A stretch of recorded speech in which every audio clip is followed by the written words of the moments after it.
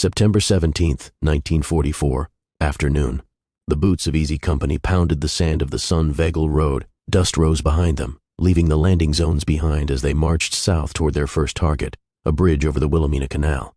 The village of Sun lay just ahead, its red tile roofs peeking above the tree line, quiet as a cemetery. The columns stretched in formation, eyes alert, rifles at the ready.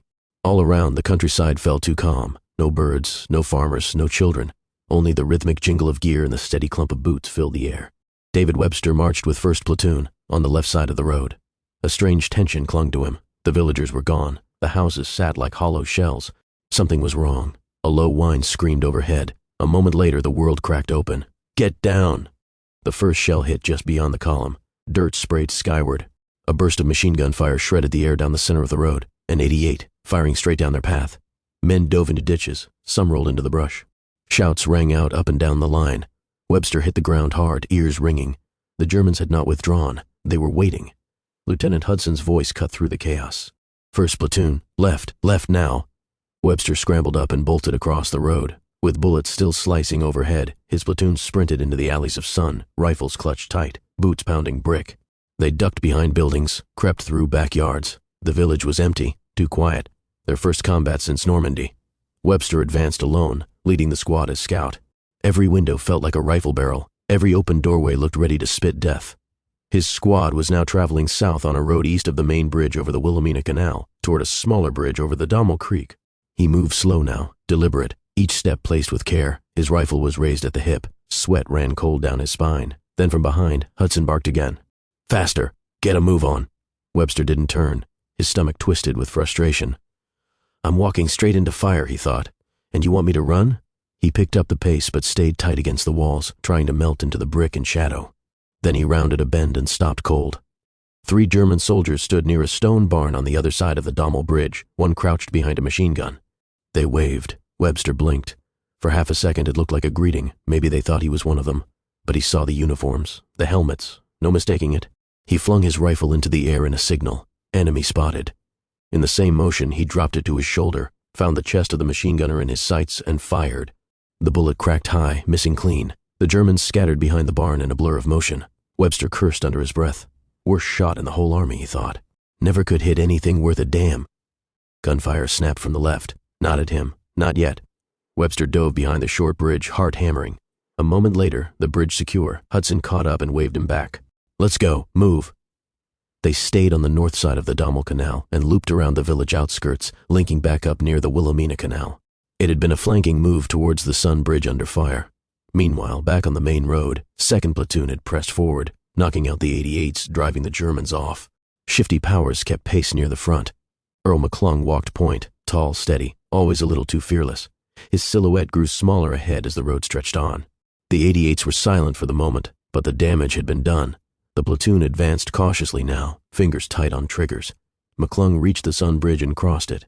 And then it happened. Hit the deck. The sky exploded. A thunderous blast tore the bridge apart. Flames, timber, steel, all of it vanished in a single blink. Debris rained down. A plank landed near Shifty's head. Dust choked the road. McClung was gone. No way he survived that, Shifty thought. Shifty's chest heaved.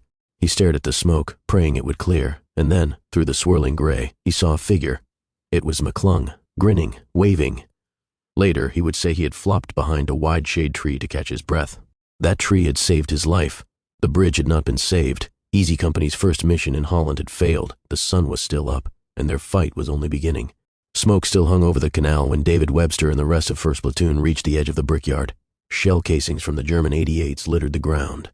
The gun crews had vanished, but the echo of their fire lingered in the bones. Webster lowered himself beside a pile of sand near a water tower. His shirt clung to him, soaked through. He pulled off his wool undershirt, stuffed it into his musette bag, and rolled up his sleeves. The fight had paused, but every man knew it was far from over. The bridge over the Wilhelmina Canal, Easy Company's first objective, was gone, destroyed by the Germans before it could be captured. Webster scanned the far side of the canal.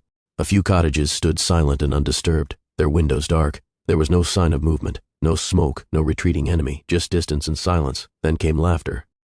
A naked figure dashed past the brickyard and dove headfirst into the canal.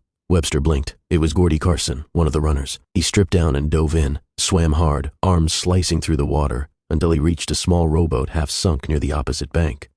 He climbed in, bailed it with his helmet, then paddled it back, grinning the whole way. The absurdity of it broke the tension. Men chuckled, shook their heads. "Only Carson," Shifty muttered.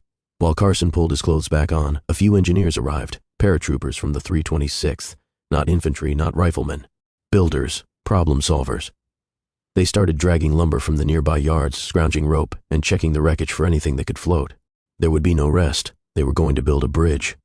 Webster stayed low behind the brickyard wall. Nearby, Shifty Powers chewed through a piece of chocolate and eyed the open bank like it was miles of desert. He glanced toward Earl McClung, who sat cross-legged beneath a tree, quietly cleaning his rifle. "You still smiling, McClung?" Shifty asked. McClung didn't look up. "Just glad I got to sit down." The engineers worked quickly, lashing planks across blown concrete and floating barrels. They laid narrow boards end to end. One by one, the men of Easy Company crossed. Each man dashed down the loose planks to the far side, where engineers stood waiting to catch and steady them. Some men crossed by boat. Others carried rifles over their heads as they tiptoed across slick, sagging wood. Webster crossed late in the line. The boards groaned beneath his boots. The canal below shimmered brown and green, quiet and cold. On the other side, he dropped into a ditch beside the road and exhaled.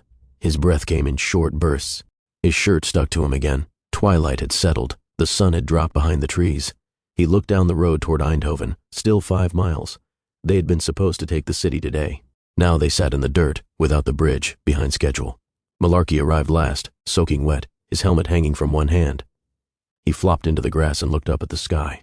"Strike one," he muttered. No one disagreed. The men of Easy Company lay in silence, digging foxholes as the air cooled. The smells of pine, sweat, and canal water filled their lungs.